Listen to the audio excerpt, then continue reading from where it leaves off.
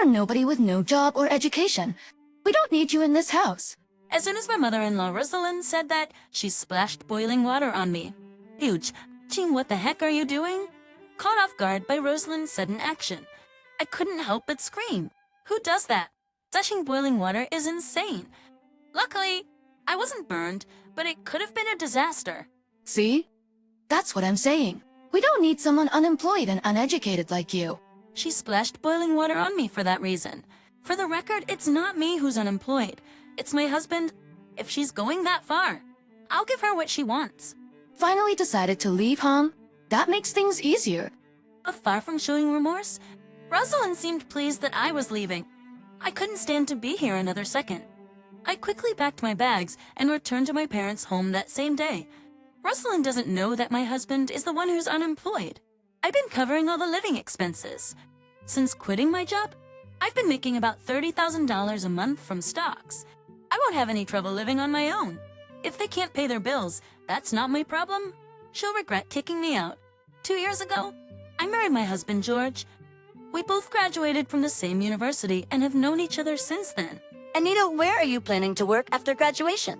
Well, we both majored in economics and vaguely hoped to work in finance. After graduation, we both managed to get jobs at different brokerage firms. As investment bankers, we were both busy and had little time to see each other.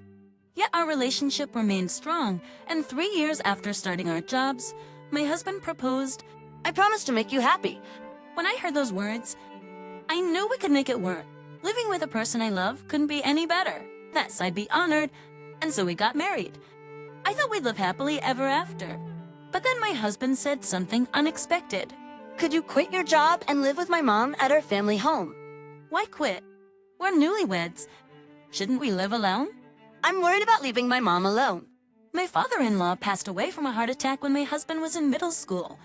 He has no siblings, so it's just been him and Rosalind since then. I understand his concern for his mother. If you're that worried, okay, we'll live together. I agreed to my husband's request, and we moved into his family home. 2 weeks later, we moved in and were welcomed by Rosalind. She looked genuinely happy that we'd be living together. We're looking forward to being part of the family. But the moment I greeted her, Rosalind's expression changed. I really need you here, you know. Did I hear that right? Rosalind mumbled something under her breath.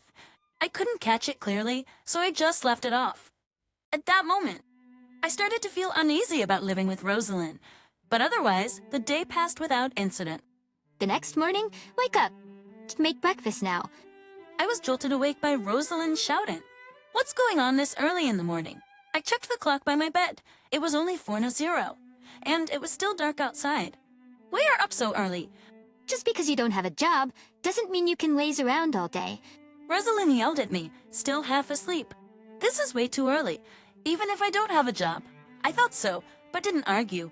Instead, I started making breakfast as she demanded. Throughout the cooking, Hurry up. Why does it take you so long? You're so slow. about 30 minutes later, breakfast was finally ready. Sorry for the wait. It's about time. Can't you make it any faster? Rosalind was still complaining. No matter how fast you want it, it's physically impossible to do it quicker. I almost snapped back, but held my tongue. What's with this soup? It's too salty. Really, I don't think so. Wait, are you saying there's something wrong with my taste buds? You want me to die from all this salt? That's not what I'm thinking at all. What is Rosalind talking about? Why is she being so harsh towards me? Feeling puzzled, I decided to ask Rosalind directly. Why you're so hard on me, Rosalind? What are you talking about? I'm not being hard on you. What, you want to make me the villain? No, that's not what I mean. I couldn't argue any further, feeling defeated by Rosalind's pressure. After that, there's laundry. You won't have time to relax, you know. From that day on, Rosalind continued to make snide remarks, and I was mentally and physically drained. If I did the laundry, she'd say, you left wrinkles. If I cleaned, she'd say, you missed a spot. About a month after moving in with Rosalind, I felt like I was going to break down. I talked to my husband. Rosalind keeps making snide comments every day, and it's really hard. Can you please ask her to stop? But my husband didn't react. I was momentarily irritated, but then I noticed something was off about him. His face was pale, and he seemed like he wanted to say something. Hey, what's wrong? Did something happen? When I asked, he slowly began to speak. Actually, I've been laid off. What? Is this some kind of joke? I was stunned and couldn't comprehend what my husband was saying. The company is downsizing. I'm part of the restructuring. According to him, the company's profits had plummeted due to the economic downturn, leading to large-scale restructuring. So starting tomorrow, you're unemployed. I can work for another month, but after that, My husband answered weakly. Fortunately, since quitting my job, I've been trading stocks, using the knowledge I gained while working at the brokerage firm. Struggling at first, we're now making around $30,000 a month. Though we're not hurting for money, while comforting my downcast husband, I'd completely forgotten about the harassment I was getting from Rosalind. Think from the next day on, I endured Rosalind's bullying with all my might. Since my husband lost his job, giving up wasn't an option. I had to be the one to support him. That's what I thought. And a month later, just as he'd been warned, my husband was fired and became jobless. I'm really sorry. I'll find a job right away. Starting the day after he was fired, my husband began visiting the Employment Service Center, but gradually he just started lounging around the house all day. Hey, shouldn't you start looking for a job? I am, but there's just nothing good out there. He kept making excuses and didn't even try to find new work. I ended up covering our monthly expenses. The harassment from Rosalind escalated day by day. I had been strong when my husband first lost his job, but now I couldn't even muster the energy. I was living each day in a state of apathy. Then one day, my husband said he had to go out early in the morning, which was unusual.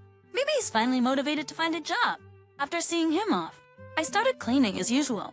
Rosalind was lounging on the living room sofa, sipping her tea elegantly. Must be nice.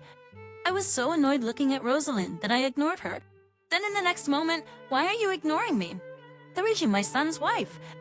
Rosalind suddenly lost her temper, stood up from the sofa and confronted me. What's she so mad about? I continued to ignore Rosalind and kept cleaning. How long will you ignore me? If you're not working, get out of this house. Rosalind said this and threw boiling water at me. It must have been the hot water she prepared for her tea. It's hot. What are you doing? Caught off guard, I couldn't help but shout. Fortunately, the water wasn't boiling, so I avoided getting burned. Finally, you respond. That's what I've been telling you. If you're not working, leave this house. All right, I'll leave. Good, make it quick. I didn't spend another second in this house. I packed my bags and decided to leave my in-laws' house that day. I couldn't care less what happens to Rosalind from now on. She'll regret kicking me out. I went straight back to my parents' house. They were surprised by my sudden return, but warmly welcomed me after I explained the situation. I waited for a call from my husband, but none came, not even a message. He doesn't care about me anymore. I felt a bit lonely, but I resolved not to contact him until he reached out. A month has passed since I returned to my parents' house, and I still haven't heard from my husband. My feelings for him have faded, and I'm considering contacting him to initiate a divorce. One day, the video doorbell at my parents' house rang early in the morning. When I checked the monitor, my husband and Rosalind were standing there. What could they want now? Hello. What brings you here? We're forgiving you, so come back home now. Rosalind was still yelling, even through the monitor. Forgiving? For what? I'm sorry, but what exactly are you forgiving? I said this to Rosalind and turned off the monitor. I was about to lose it with Rosalind, who had come uninvited and was talking down to me. But instead of leaving, they started pounding on the front door. What are you doing cutting me off? Come back home now. Thinking it would be a nuisance to the neighbors if this continued. I opened the door and invited Rosalind and my husband inside. After seating them on the living room sofa, I asked what they were here for. So, what's the reason for this sudden visit? I told you, come back home. This made no sense. They were the ones who told me to leave in the first place. I'm sorry, but I left because Rosalind told me to. Why would I want to come back now? I calmly retorted to Rosalind. Besides, my husband doesn't seem to care that I left, so I have no intention of going back. Don't be so childish. But forgiving? What have I done to Rosalind? I keep telling you, there's nothing to forgive. I'm saying you can stay in my house, even if you're unemployed. What? I'm not the one unemployed here. It's my husband. And if I go back, I'll just be bossed around every day. True. I'm not working. But what about George? George has nothing to do with this. No, he does. Don't you know? Rosalind, George is unemployed. Rosalind looked at me as if she didn't understand what I was saying. Apparently, my husband hadn't told her he'd been fired. Or rather, it's strange that Rosalind hadn't noticed. Wait, George, is this true? Rosalind asked my husband, who remained silent and didn't say anything. Frustrated, Rosalind couldn't hide her irritation. Speak up. How will we know if you don't say anything? Okay, I'll talk. I was actually fired from my job. Perhaps succumbing to Rosalind's pressure, my husband began to tell her he'd been fired. At first, Rosalind was shocked to hear he'd quit his job, but then she started showing signs of anger towards him as well. Why did you keep this a secret? How are we supposed to live now? Well, I haven't found a job yet, but Anita has some income, so we'll manage, right? He's not even seriously looking for a job, and now he's relying on my income. Striations, what a loser. I was completely done after hearing my husband's words. I was foolish to think, even for a moment, that I should support this guy. So you came here because you don't want to work and you're counting on me, right? No, that's not it. That's a lie. So why did you come now? From the day I went back to my parents' house until today, you haven't even sent a message, let alone called. I've been busy looking for a job. What a terrible excuse. Well, George said so just come back home? Rosalind interrupted our conversation. Come back home. Who does she think she is? After all the terrible things she's done to me. And come back? You must be joking. After all the awful things you've done to me, why would I? You're exaggerating. My best interest? Is throwing boiling water at me in my best interest? I couldn't hold back anymore and unleashed all my grievances on Rosalind. My husband, unaware that I had been scalded with boiling water, looked puzzled. Wait, I'm through boiling water at Anita? Is this true? Yes, it's true. She suddenly threw it while I was cleaning. I was lucky not to get burned, but I feel like reporting her to the police right now. What the hell? Nom, why would you do that? It's Anita's fault for ignoring what I say. My statement triggered a heated argument between my husband and Rosalind. What a noisy pair, barging into someone else's home. It's time for them to leave. If you want to argue, do it at home. If you're done here, please leave. As soon as I made it clear they should leave, their attitudes changed dramatically. Rosalind and my husband, who had been so aggressive, started begging me with almost tearful eyes. Please come back. We promise never to mistreat you again. Anita, I'm begging you. I'll definitely find a job. I guess they're really after my income. My husband probably thinks he can get by without working if he keeps me around. And Rosalind probably thinks she can relieve her daily stress by making my life miserable while also getting housework done. So you thought I'd say, yes. I understand. I'm never coming back. You both probably see me as just a convenient woman. That's not true. I promise I won't make life hard for you. My husband says this, but what should I believe now? He'll probably just laze around and not look for a job if I go back. Why hasn't he found a job yet? It's obvious he doesn't want to work. It seems I've hit the nail on the head. My husband had nothing more to say. Same goes for you. Who would believe you won't mistreat me again? Rosalind also fell silent. Their silence probably means they were thinking exactly that. I left the two of them in the living room and headed to my room. When I returned to the living room 5 minutes later, they were still sitting there, silent and looking down. How long do you plan to sit there? Anyway, could you sign this? I handed my husband the divorce papers, already filled out with my name. What is this? My husband was clearly confused, probably never expecting to hear the word divorcers. Don't you get it? These are divorce papers. You said you'd find a job soon, but you never did. And you didn't even contact me when I went back to my parents' house. I'm done. Wait, this is too sudden. How self-centered can he be? It's his fault this is happening.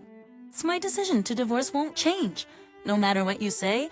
Don't you think divorce is too harsh? Rosalind suddenly chimed in. I don't think it's harsh. It's not my fault. After all, she's partly to blame. Fine, I get it, but don't regret this. My husband finally gave in and signed the divorce papers. There's no way I'll regret this. Actually, I feel relieved that the divorce is finalized. All right, I'll file these divorce papers with the court. I don't need any alimony, so just leave. And so, my husband and I were officially divorced. I wondered if I had gone too far, but if I hadn't done this, Rosalind would continue to exploit me, and my husband would never seriously look for work. After kicking them out of my parents' home, I submitted the divorce papers to the court that same day. 2 weeks later, while relaxing at my parents' home, I received a call on my mobile phone from Rosalind. What could she possibly want? Wait a minute. The electricity and gas are both off. What did you do? Rosalind sounded frantic, but I hadn't done anything. I had just stopped paying for all the household expenses, which I've been covering until now. What do you mean? I haven't done anything. That can't be true. Everything was fine until now. Ah, did you pay your bills? Rosalind was stunned. Does she not even understand that? You pay money for the services you use. Even a child understands that. What do you mean? What? Electricity and gas aren't free, you know? Wait. That's a problem. Anita, could you cover it for us just for this month? How much more can she underestimate people? Why should I pay when we're not even living together? Rosalind, have you lost your mind? George and I are no longer married, and we're not living together. Why should I pay for you? Well, we don't have any money. Then ask George. He promised to find a job and work, remember? But he hasn't found one yet. Can't you help us out as his ex-wife? I wish she'd stop making a fool out of people. It's pathetic that she's asking for help, even from her ex-daughter-in-law. He just misunderstood. As I said that, Rosalind's tone clearly brightened. I'm glad you understand. So you'll take care of the payment. I understand you very well. Truthfully, Rosalind, I won't have anything more to do with you guys. I don't want to be involved with people who conveniently use me even after divorce. Goodbye. What are you saying? Rosalind seemed like she still had something to say, but I hung up the phone. Of course. I also made sure to block her number so she couldn't call back. I had been mistreated by Rosalind for so long, and I never thought my husband would turn out to be such a deadbeat. After cutting ties, I muttered, I hope they suffer, and moved on. A month passed. My ex-husband and Rosalind didn't bother me, and I was living peacefully. One day, while looking at stock charts, a message notification sounded on my mobile phone. I rarely get messages, so I thought it was probably spam. But when I opened it, it was from my ex-husband. I'm really sorry for everything. I've started working as a temporary worker in a factory and finally making some money. I know it's strange to ask now, but would you consider coming back? Life has been tough since you left. Mom's been hard on me. That was the gist of the message from my ex-husband. To come back? What is he talking about? I'm glad he's working, but there's no way I'm getting back together with him. It seems Rosalind hasn't changed. She's now targeting her own son. After all, Rosalind hasn't changed at all. And I blocked my ex-husband without replying. 6 months after the divorce, I started dating a man introduced to me by a friend. He's 5 years younger than me, but very mature and treats me well. Neither of us is thinking about marriage yet, but someday we might. For now, I just want to cherish the happy times with him.